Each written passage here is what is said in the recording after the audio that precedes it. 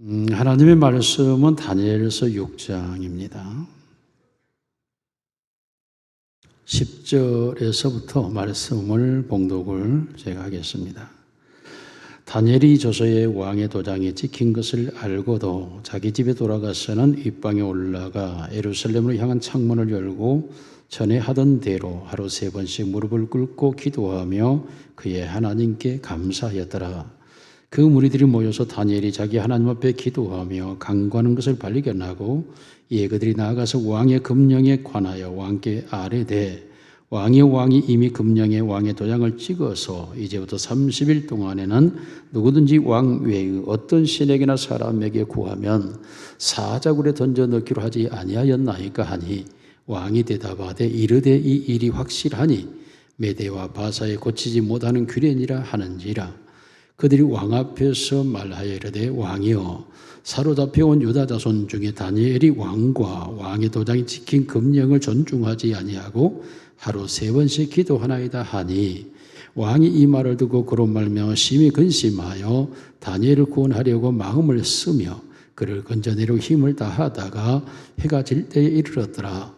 그 무리들이 또 모여 왕에게로 나와서 왕께 말하되 왕이여 메대와 바사의 규례를 아시거니와 왕께서 세우신 금령과 법도는 고치지 못할 것이다 하니 이에 왕이 명령하에 다니엘을 끌어다가 사자굴에 던져 넣는지라. 왕이 다니엘에게 이르되 내가 항상 섬기는 너의 하나님이 너를 구원하시리라 하니라. 아멘. 우리 옆상과 인사합시다. 사랑합니다. 축복합니다. 당신이 최고입니다.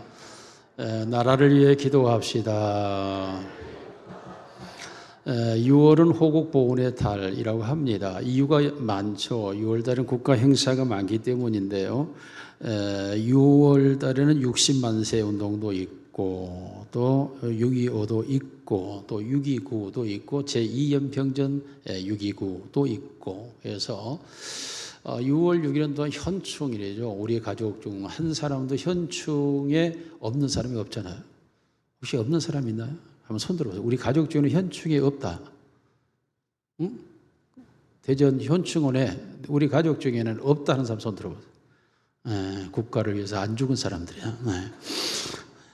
우리 가족 중에 현충원의 무덤에 없는 사람이 없어요. 일반적으로 우리 때의 가족들을 다 물어보면 국가를 위한 전사자가 우리 가족 중에는 다 있습니다. 누구든지 있어요. 그래서 국가를 위해서 얼마나 이 민족이 헌신하고 정말 죽음으로 이 나라를 지켰는지를 우리가 알 수가 있죠. 그래서 아직도 국가에 대한 애국심이 없으면 현충원에 가서 한번 싹 둘러보든지 5.18 묘지에 가서 한번 싹 둘러보고 나면 국가관이 달라질 수 있죠. 우리의 조상들이 이 나라를 지키기 위해서 어떻게 했는가? 이 시대를 만들어내기 위해서 얼마나 이들이 젊은 나이에 어린 나이에 정말 고군분투했는가를 보면 눈물이 나서 다 볼 수가 없어요. 이게 우리 노인들 5.18 묘지 관광 갑시다. 언제? 5.18 묘지로 우리 교인들 한번 가자고요. 가서 그걸 보아야 이랬었구나 하는 걸 알 수가 있죠. 그러므로 애국관을 고치시켜야 되죠. 국가관에서 1950년 6월 25일 순식간에 남한을 밀고 내려와서 전국이 공산화되어지는 공산군에 들어가게 됐습니다. 한국 정부는 이 땅에 마지막 남아있는 부산으로 피난했고 많은 목사님들이 부산으로 같이 모여서 이승만 대통령의 지도하에 우리가 나라와 민족을 기도합시다 해서 부산의 초량교회에 모여 이 나라를 살려달라고 공산으로부터 자유민주국가 되게 해달라고 눈물로 기도했고 밤새워 기도했습니다. 불가능할 것 같은 그 상황이 낙동강 전투에 3가지 하나님의 기적이 있죠. 낙동강 전투에서 승리하면서 인천 상륙작전의 불가능한 작전의 성공으로 다시 이 국가의 위기를 뛰어넘는 역전이 시작되죠. 이 모든 것이 하나님의 기적이었다라고 우리는 말할 수밖에 없는 상황이죠. 이때 김일성이는 지도를 펴놓고 95%를 손에 넣었고 이제 부산이라고 하는 5%의 땅을 한 입에 털어넣음으로써 전쟁은 끝나고 남한을 포함한 대한민국의 대통령이 왕이 될 것을 선언했지만 그러나 그 한 입도 안 되는 부산에서 그런 처절한 패배를 경험하게 됩니다. 이 모든 일들은 물론 하나님께서 그의 백성들의 기도를 들으시고 하나님 그 백성을 살리시기 이유하여 정말 알 수 없는 일들을 수없이 행하셔서 이 나라를 16개 국가의 지원을 받고 안보 정상회담에서의 기적으로 러시아를 참여하지 못하도록 하고 그렇게 해서 이 한국을 돕게 하고 이 한국으로 들어오는 모든 것들이 기가 막히게 예비되어 있었죠. 일본의 오키나와에 준비되어 있었고 이런 일련의 일들로 인하여 이 나라가 한순간에 공산화 되어버린 이 공산권 국가에서 벗어나는데 더 놀라운 것이 있죠. 그것은 우리는 공산권을 반대하고 하나님을 예배하는 나라라면서 곳곳에서 교회에서 공산군들에 의해서 순교하는 일들이 비일비재하게 발생하였어요. 하나님의 백성들이 교회를 지키다가 쓰러져가는, 죽어가는 하나님께서 그 성도들의 눈물의 기도를, 그 고통을 들으시고 하나님의 순식간에 역전시켜서 공산군을 몰아내므로써 이 남한 땅의 자유민주국가가 된 줄로 믿습니다. 자, 이 국가의 운명을 우리가 들여다볼 때에 오늘 다니엘이 생각나지 않을 수가 없습니다. 다니엘은 그의 나라 유대 국가를 바빌론에 빼앗겨버릴 정도가 아니라 초토화되어 버린 나라가 망해버리고 한 사람도 그 땅에 살지 못하는 가운데 바빌론 포로로 끌려왔는데 그 중에 총명한 아이들이 바빌론에서 바빌론 교육을 통해서 바빌론화시켜서 바빌론의 미래를 보장하려고 하는 교육 정책 일환으로 사용을 했습니다. 그런데 다니엘은 이 바빌론에 와서도 하나님에 대한 믿음을 버리지 아니하고 그 절망적인 상황에서도 하나님께 기도하기를 쉬지 않습니다. 사실 이때는 메대와 파사의 나라가 됐다고 했잖아요. 바벨론이 망하고 메대와 파사가 시작됐음에도 불구하고 다니엘은 여전히 이 나라의 공신이 되어 있고 각도를 다스리는 국무총리가 되어 있고 총리로서 그가 얼마든지 부와 영화를 누릴 수 있음에도 불구하고 나라를 위하여 하나님께 기도하는 일을 멈추지 않는 이런 모습을 오늘 본문은 기록을 하고 있습니다. 반드시 하나님은 이 나라를 회복시킬 것이라고 하는 이 믿음이 조서의 의인이 찍힌 줄 알고도 왕의 조서의 도장이 찍힌 줄 알고도 무슨 말이죠? 어떤 우상이나 형상이든지 나는 절하지 않겠다. 하나님의 십계명을 철저하게 말씀으로 받고 그 하나님을 향한 믿음을 가지고 그 믿음을 지키고 있는 다니엘은 자기가 총리로 있는 그 권세와 부와 영화를 다 내려놓을지라도 그리고 그 일로 인하여 내가 사자굴에 던짐을 받아 죽임을 당한다 할지라도 하나님에 대한 믿음은 나는 변할 수 없다. 바벨론화되어 있을 것만 같은 노구의 다니엘이 여전히 하나님에 대한 믿음을 가지고 있음을 오늘 성경은 우리에게 말하고 있습니다.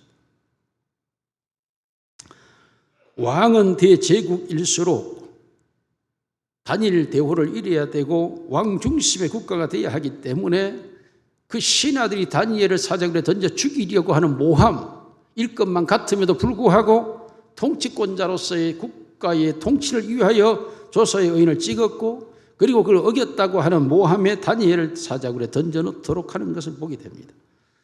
그럼에도 불구하고 이 왕조차도 다니엘에게 그렇게 말합니다. 왕이 다니엘에게 이르되 내가 항상 섬기는 너의 하나님이 너를 구원하시리라. 다니엘의 믿음이 얼마나 강하였고 그가 하나님에 대한 신앙이 얼마나 돈독했던지 이 이방인 왕조차도 다니엘을 향하여 너가 섬기는 너의 하나님이 너를 구원할 것이다 라고 말할 정도입니다. 다시 말하면 죽음을 두려워하지 않는 나라와 민족을 위한 애국자 이 사람이 바로 다니엘.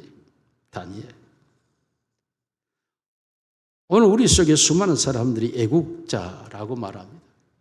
진정한 애국이라고 하는 것이 무엇인지를 알고 얘기하는지 제가 서두에 말씀했듯이 진정한 애국이라고 하는 것은 자기의 피를 이 나라를 위해서 뿌리는 자, 이 나라를 지키기 위하여 자기의 삶을 포기하는 자, 이 나라의 후손들의 안녕과 번영을 위하여 자기의 자신을 내어주는 헌신자, 이들이 진정한 애국자이지, 이 국가 이위에서 무엇인가 자기의 얻을 것을 얻고 누릴 것을 누리고 가질 것을 가지고 취할 것을 취하려는 사람들이 애국자라고 말할 수는 없는 거예요. 왜 그럴까요? 국가의 주인은 하나님이십니다.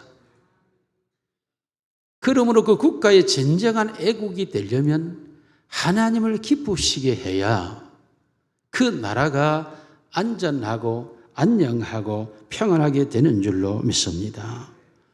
그런데 오늘날 죄악의 노예가 되어서 수많은 사람들이 자신이 애국자라고 등장하고 국가를 위하여 백성을 위하여 라고 외쳐댔지만은 이 모든 것이 너무나도 영혼남의 어떤 지역 차별 속에 존재하고 있고 또 좌우라고 하는 진영 논리에 갇혀 있고 여야라고 하는 당파 속에 매몰되어 있어서 진정한 애국이라고 하는 게 무엇인지 자기 중심 속에서 이걸 애국이라고 판단하고 생각하고 말하는 사람들이 너무나 많은 이 나라와 이 시대를 바라보면서 내가 잘 되는 것이 애국이고 내가 원하는 대로 되는 것이 애국이고 내가 원하는 사람이 잘 되는 게 애국이다가 아니라 진정한 애국이라고 하는 것이 무엇인지 오늘 다니엘을 통하여 우리가 배워야 된다라고 하는 사실.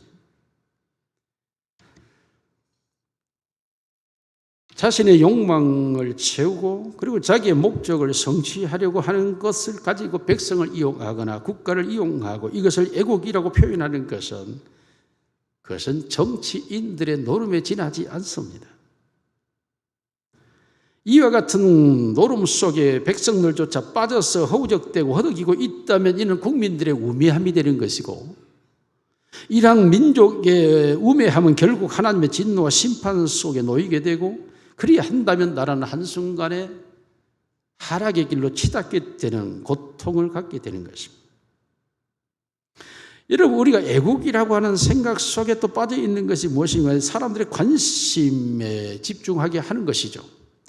그것이 바로 경제성장이라고 하는 단어 앞에 모든 백성들은 매몰되어져서 그래 경제성장이 애국이야라고 말하지만 경제성장은 삶의 평화와 부요를 가져다 줄 뿐 애국이 아닙니다.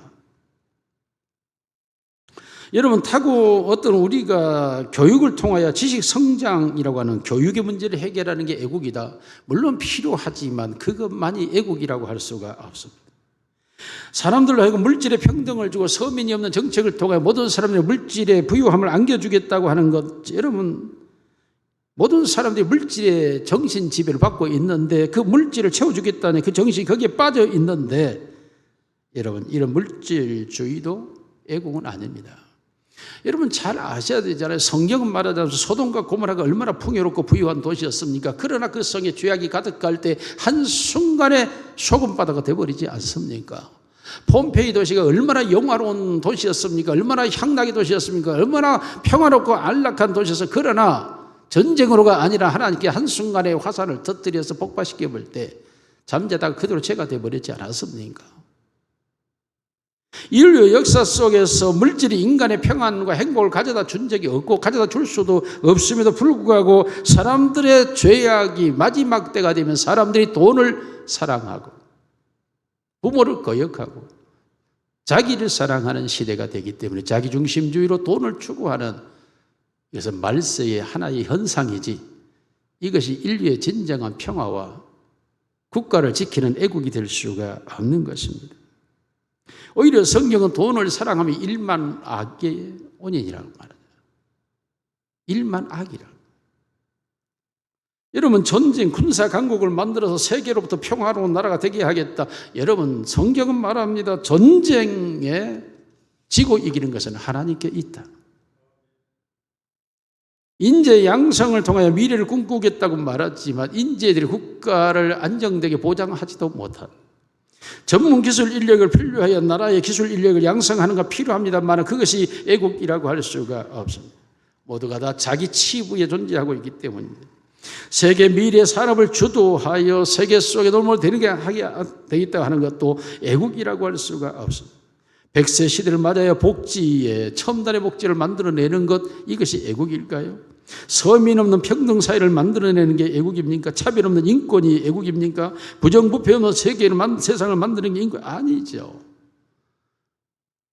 여러분, 이러한 이상 속에 정치인들은 백성들을 우둔하게 만들어 그들이 원하는 방향의 답을 주면서 끌고 가지만 현실은 이루어지지가 않습니다. 역사 이래 전쟁 없는 때가 없었고 역사 이래에 평등이라고 하는 차별이 없는 때가 없죠. 구별이 있죠.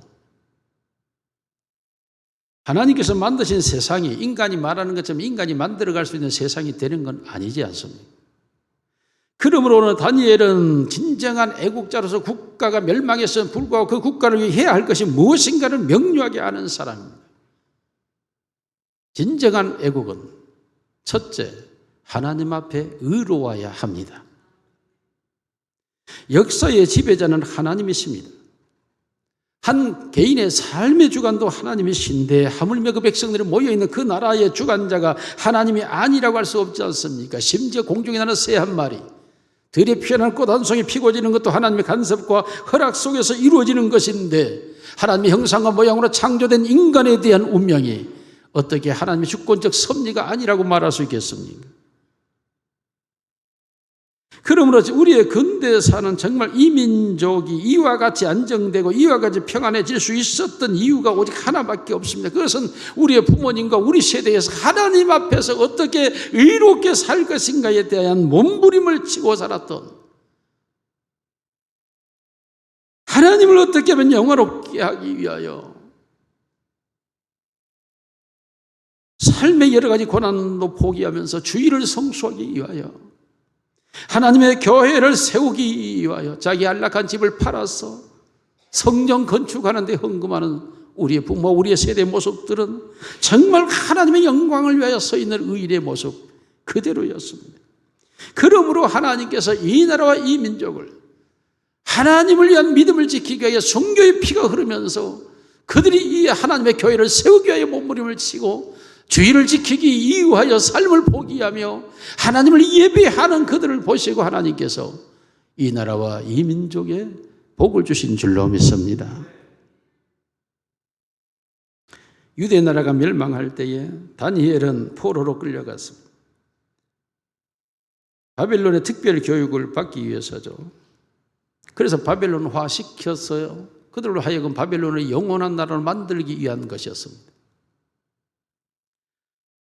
그래서 그들을 건강히 기르기 위해서 그들에게 좋은 음식을 먹여야 했죠. 그런데 다니엘과 사드락과 메삭과 아벤느고는 그 음식 먹기를 거절했습니다. 그것은 우상 앞에 드려졌던 제물로 왕궁으로 들어왔기 때문에 우상 앞에 드려진 제물조차도 우리는 먹을 수가 없다라면서 다니엘은 그것을 거절했습니다. 그 결과로 쇠를 녹이는 풀무불에 던져지는 고난을 당했지만 그럼에도 불구하고 하나님께서 그 다니엘을 살려주심으로 풀무불에 건짐을 받게 되는 것입니다. 이 시대에 많은 사람들이 애국한다고 하면서 자기가 전혀 고난을 받으려 하지를 않아요. 희생과 헌신하려고 하지를 않습니다. 의로운 채 가장하면서 자기의 목표와 목적을 달성하기 위하여 상대를 모함하고 어떻게든 상대를 깎아내려서 내가 그 자리에 서기 위한 국가의 흥망성쇠는 정치력에 있지 않고 하나님의 주권에 속한 줄 믿으시기를 바랍니다. 여러분, 에스더서가 보여준 거 있지 않습니까? 하만이 유대인을 전멸시키려고 계획을 세우고 최대의 권력을 가지고 있었지만 그러나 그 유대인들이 하나님 앞에 회개하고 엎드려 기도할 때에 오히려 그들을 죽이려는 하만이 죽고 유대인들은 오히려 회생되는 역사가 일어나지 않습니까? 아수르가 얼마나 많은 죄악을 범했습니까? 그 성 니느웨 그 수도가 범죄로 가득 찼을 때 하나님이 심판하시겠다고 요나를 보냈지만 요나의 선포를 듣고 그들이 회개하고 엎드릴 때 하나님이 그들을 용서하며 돌이키게 하시고 아수르의 국가의 권력을 더 진행시켜 주시는 것을 보게 됩니다. 하나님 앞에 진정한 의로운 자가, 하나님 앞에 의로운 믿음의 사람이 애국자입니다. 이게 애국입니다. 나라를 지키고 나라를 안정되게 하고 나라가 복되게 하려면 믿음으로 의롭게 사시기를 바랍니다. 온갖 거짓말로 국민을 속이고 국민을 이용하고 범죄하고 이것이 국태민안을 가져온다고 말하지만 결코 가져오지 않습니다. 여러분, 우리 근대사회만 들여다봐도 그러지 않습니까?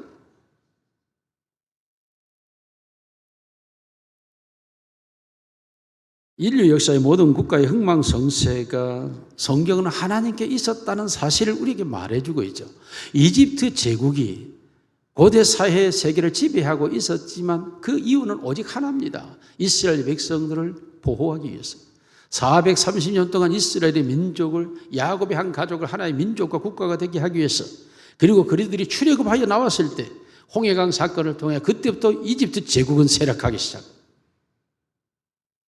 아수르 시리아 대제국이 왜 일어납니까? 하나님께서 북이스라엘의 왕들이 범죄에 하나님을 영화롭게 하지 않기 때문에 하나님의 북이스라엘을 심판하기 위하여 그 시대에 들어 쓰시는 하나님의 방망이, 하나님의 몽둥이가 아시리아였다고 성경 기록하고 있습니다. 그러나 북이스라엘이 멸망한 연후 하나님은 아수르를 그 방망이로 분질러 버렸다고 하는 순간 아시리아는 멸망해 버렸습니다. 바벨론 대제국이 일어납니다. 하나님이 유다를 심판하기 위하여 바벨론을 채찍으로 들어 사용했다고 말합니다. 그러나 그 채찍이 너무나 잔혹했고 그 채찍이 너무나 간사했기 때문에 하나님께서 그 채찍을 찢어버리고 끊어버리는 것이 바벨론의 멸망입니다. 인류 역사는 바벨론이 왜 멸망했는지 아직도 의혹사로 남아있지만, 불가사의로 남아있지만, 하나님의 말씀인 성경 속에서는 그들이 하나님의 백성 유다를 잔혹하게 하였으므로 하나님이 그들을 찢어버렸다. 그래서 이 지상에서 바벨론은 이름도 없게 하리라. 그래서 바벨론 나라가 존재하지 않는 나라가 되어버리고 이집트는 적은 나라가 되게 하리라. 말씀대로 적은 나라로 이집트는, 애굽은 지금도 거하고 있습니다. 여러분, 알렉산더를 통하여 헬라 대제국의 왕성함이 일어난 이유가 또 하나지, 오직 언어를 통일하기 위하였습니다. 그래서 헬라라는 문화를 꼽히고 헬라어로 언어를 통일시켜서 하나님의 복음을 전하는 데 있어서 용이하도록 예비하신 것이 헬라 대제국이고, 그것이 예비된 연후에는 로마 제국이 일어나고, 로마 제국이 일어난 이유는 오직 하나죠. 부족 사회가 다 무너지고 국경 없는 사회를 만들고, 그래서 복음이 전파되는 자들이 어느 나라든 드나들면서 복음을 용이하게 전하고, 그러기 위해서 사통 오달의 군사도를 만들므로 말미암아 복음 전도자들이 쉽게 다닐 수 있도록, 그래서 로마에서 복음의 사건이 일어나고 그 사건이 완성되어 그 복음의 세계 활성화될 때 314년 콘스탄 대제를 통하여 로마는 기독교를 공인하고 그 이후에 로마는 분열을 거쳐 동서로 나뉘어져 버리죠. 영국이 해적의 나라였습니다만 복음을 통하여 그들이 하나님의 말씀을 잊고 하나님의 말씀을 돌아올 때 신사의 나라가 되고, 해뜨지 않는 영국이 대제국이 되고, 참된 신앙을 쫓아서 신대륙 아메리카 대륙으로 넘어간 청교도들에 의해서 하나님께서는 세계를 질서를 재편하기 위하여 미국이라고 하는 거대한 나라를 만들고, 이 적은 족속들이 다양한 사람들이 모여서 단일 민족이 아닙니다. 그래서 아메리카 합중국 아닙니까? 그들이 모여서 하나가 나라야 되고, 이 나라가 전 세계를 지배하고 그로 인하여 복음이 온 세계에 전파되도록 용이하게 하셨습니다. 오늘도 우리 대한민국을 통해서 하나님께서는 복 주시다 세계 선교 대국으로 만들고, 아직도 이 세계 선교 대국으로 2위를 굳게 지키고 있고 아시아권은 1위를 선교하고 있는 나라가 대한민국. 국가의 흥망성쇠가 사람의 손에 달려있지 않고 하나님께 있다라는 사실을 우리는 너무나 잘 알고 있습니다. 우리나라의 민족사도 그렇지 않습니까? 하나님의 교회들이 갈등하고 분열하고 다투는 1949년에 교단 분열이 일어날 때 50년 민족 비극의 전쟁이 터지고, 1959년에 통합과 합동 측의 분열로 인하여 고통할 때에 5.16 군사 쿠데타가 일어나고, 1979년도에 합동에서 주류와 비주류로 광주중앙교를 중심으로 분열할 때에 5.18 사태가 일어나고, 하나님의 교회들이 하나님께 영광을 돌리지 못할 때 하나님의 심판은 어김없이 이 땅에 왔고 그 장소를 하나님 쳤습니다. 다시 말하면 하나님이 온 세계와 나라를 다스리고 있다고 하는 사실을 근대 역사 속에서, 아니 현실 속에서 명백하게 하나님 말씀하고 있다는 것입니다. 그러므로 이 나라가 잘 되는 방법은 오직 하나, 진정한 애국은 하나님을 향한 의로운 사람이 되시기를 주님으로 축원합니다. 여러분, 박근혜 대통령과 윤석열 대통령의 권력의 무너짐은 두 분 다 하나의 동일한 것이 하나 있습니다. 그것이 무엇이었습니까? 바로 박근혜, 최순실 무속신앙, 윤석열은 역시 천공등 무속신앙이에요. 놀랍게도 그 두 사람의 세계를 뒤집어 보면 우상의 세력들이 존재하고 있었고 청와대와 용산을 지배하고 있었죠. 그리고 통일교가 거기에 개입되어 있었고 사이비 신천지가 개입되어 있었고, 하나님께서 진정한 하나님의 사람들이 이 나라를 위하여 기도하고 하나님을 예배하는 우리의 기도와 예배를 들으신 하나님께서 그 권력을 그대로 방치했다가는 하나님의 나라가 확장되지 못하기 때문에 권력이 정치가 무너뜨린 것이 아니고 하나님께서 그 권력을 거두어 가심으로 하나님은 세우시기도 하시고 폐하시기도 하신 줄로 믿습니다. 번연하게 두 사람의 동일한 게 동일한 하나님이 보여주시는 게, 우리에게 보여주시는 것, 너희의 기도에 내가 어떻게 응답하는지를 하나님 우리에게 말씀하고 있는 것입니다. 그러므로 오늘 우리들이 분명하게 알아야 할 것은 하나님 앞에 우리가 의롭게 되면 소돔과 고모라처럼 하나님께서 의인 10사람이라도 있으면 내가 그 성을 멸하지 않겠다고 하시는 하나님의 말씀을 우리가 받으면서 내가 이 나라를 하나님으로부터 복을 받게 하고 이 나라를 지켜드리는 진정한 의인이 되겠다고 하는 믿음으로 여러분이 살 때에 여러분이 진정한 이 나라의 애국자가 되는 줄로 믿습니다. 하나님을 향한 믿음 때문에 순교의 자리까지라도 마다하지 않는 그 믿음을 우리가 가지고 있을 때 하나님께서는 우리를 통하여 하나님의 나타나심, 하나님의 역사심을 증거하실 줄로 믿습니다. 그러므로 진정한 애국자가 되시기를 주님의 이름으로 축원합니다. 두 번째의 애국은 자기 책임을 다하는 사람. 여러분, 죄인이 누굽니까? 죄가 무엇입니까? 방화범, 살인범, 가정파괴범, 도둑, 사기꾼, 물론 다 죄이고 죄입니다. 그러나 이보다 더 적지 않은 죄를 발생시킬 수 있는 자는 무엇입니까? 바로 책임입니다. 이 책임이라고 하는 것은 하나님의 통치 영역 안에서 하나님의 그 일을 이루시기 위하여 맡겨놓은 사명입니다. 그런데 이 책임에 대한 거역과 그리고 불순종은 하나님에 대한 불순종이고 하나님에 대한 거역입니다. 왜 그럴까요? 책임은 잘못하게 되면 한 개인을 상하게 하는 것이 아니라 그 단체와 공동체와 그 집단과 전체가 고통스러워지게 됩니다. 책임을 감당치 않는 죄, 이것은 집단 살인이 될 수 있고 단체를 해악을 끼치는 원인이 될 수가 있습니다. 나라를 망칠 수도 있습니다. 사기꾼은 개인을 피해주지만은 책임 맡은 자가 책임을 다하지 않은 무능력은 결국 국가 전체를 어렵게 만드는 거죠. 1961년에 국가 수습 책임자는 누굽니까? 장면 내각이었습니다. 그러나 도망가 버렸습니다. 1979년 12.12 사태의 수습자는 누구였습니까? 최규하 대통령입니다. 눈치만 보면 숨어버렸습니다. 1980년 광주 사태의 책임자는 누굽니까? 국방부죠. 누구도 이 책임을 지려하지 않았습니다. 자신의 책임을 수행하지 않을 때 한 사람이 아니라 수십 사람, 수백 사람, 수천, 수만의 사람들이 고통 속에 있게 됩니다. 기업에서도 마찬가지입니다. 교육에서도 마찬가지죠. 한 사람의 잘못이 국가를 얼마나 어렵게 합니까? 우리에게 IMF가 오게 된 1994년 김영삼 대통령 때 상황도 마찬가지입니다. 책임 맡은 자들에게 구할 것은 충성이라고 하는 말씀은 충성은 죽음으로 지키는 것입니다. 그럼에도 불구하고 하나님이 요구하는 책임에 충성하지 않을 때, 죽음을 각오하고 책임을 지키지 않을 때 그 모든 책임자가 있는 곳은 고통 속으로 내몰리게 되는 것입니다. 가정에서는 아빠가 아빠의 책임을 하지 않고 엄마가 엄마의 책임을 하지 않으면 자녀들은 고통에 울게 되는 것입니다. 직장에서의 책임 있는 직원 하나가, 일꾼 하나가 일하지 않게 되면 직장 전체가 혼란스러워지게 되는 거죠. 국가의 진정한 책임자들은 그 책임을 자기가 이행할 때에 자기의 손실을 따지지 아니하고 자기 희생과 헌신을 가지고 그 자리에 임해야 하는 것입니다. 책임 있는 자가 책임 있는 걸 감당치 않은 것도 문제지만 그 책임을 잘못 감당할 때 더 큰 문제가 생기는 것입니다. 책임을 줬는데 그 책임을 가지고 악용하거나 그 책임을 오리로 사용하게 될 경우에는 더 큰 피해가 존재하게 되는 것입니다. 잘못 감당할 때 그 일을 누가 감당합니까? 언젠가 제가 말했지만 서울의 신촌가의 대학가에 원래 술집이 허락되지 않습니다.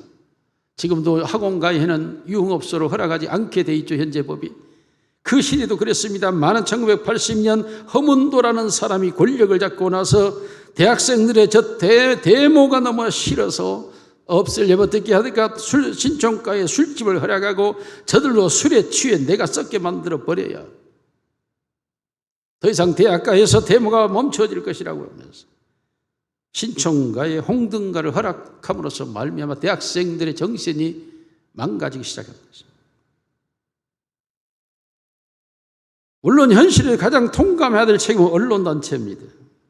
정치도 행정도 사법이 아니라 언론입니다. 언론이 책임을 바르게 감당하지 않게 되면 온 백성들은 혼란 속에 빠져버립니다. 그래서 여러분이 가지고 있는 유튜브가 잘못된 유튜브로 인하여서 많은 혼란 속에 빠지게 되고 그리고 많은 일들이 발생하게 됩니다. 언론사들이 어떻게 이걸 책임져야 할지에 대하여 저들은 정말 답변을 해야 합니다.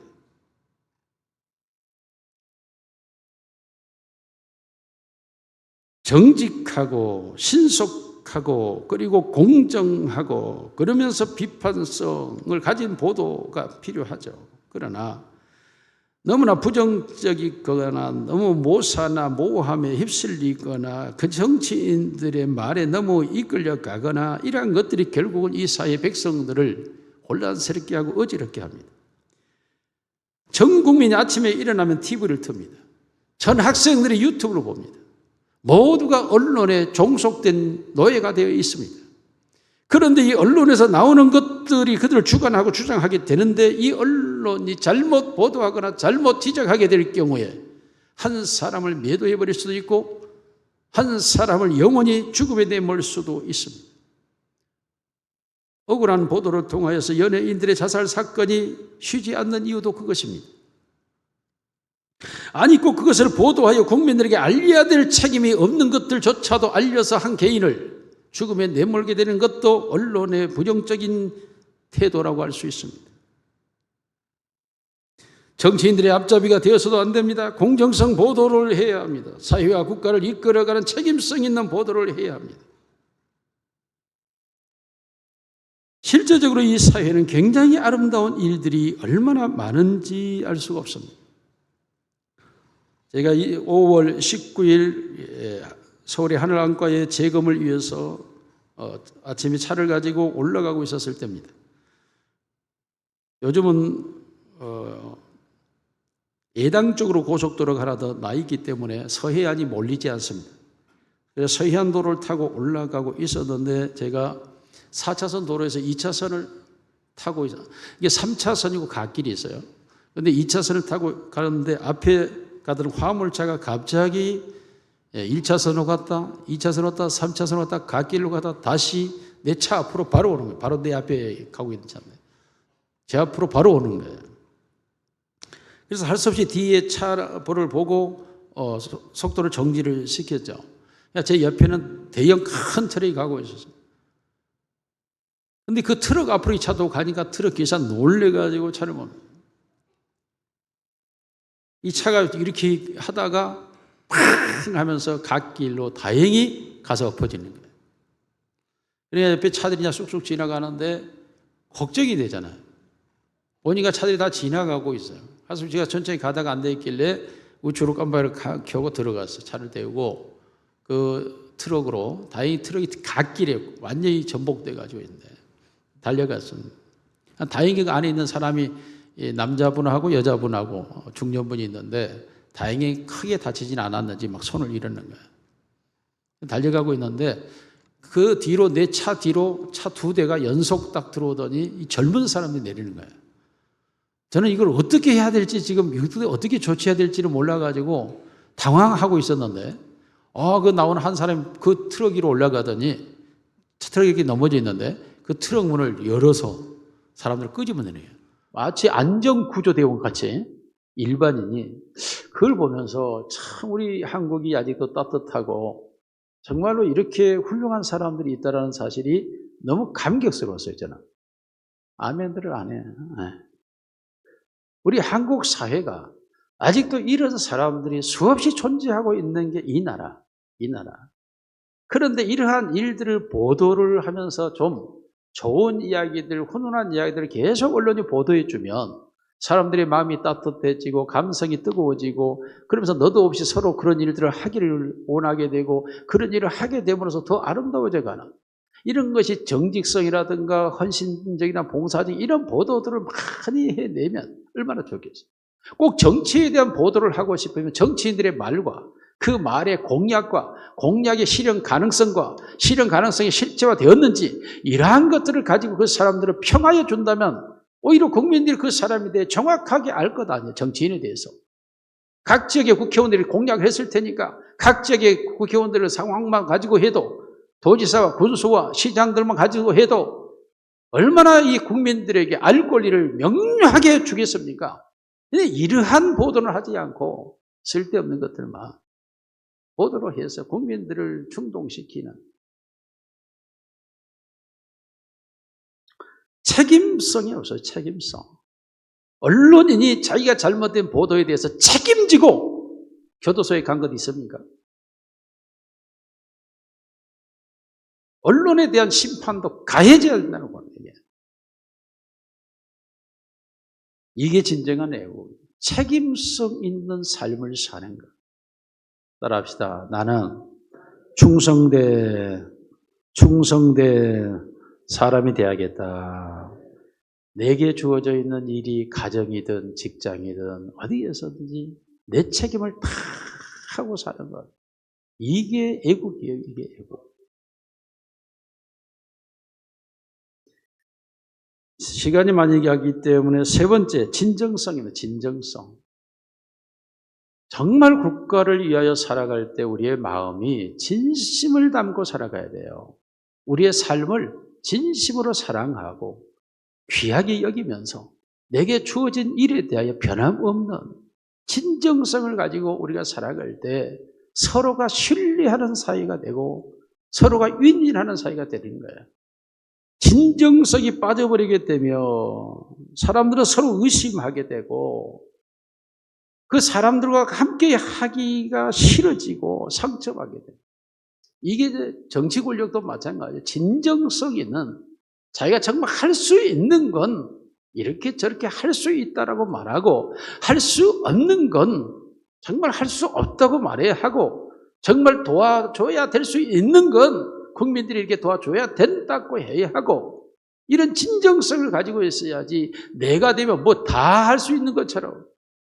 안 되는데, 내가 하면 뭐든지 할 수 있는 것처럼 못하는데, 보면 못해요. 안 돼요. 아는데 그걸 가지고 국민들을 기만하고 속이고 이래서는 안 돼요.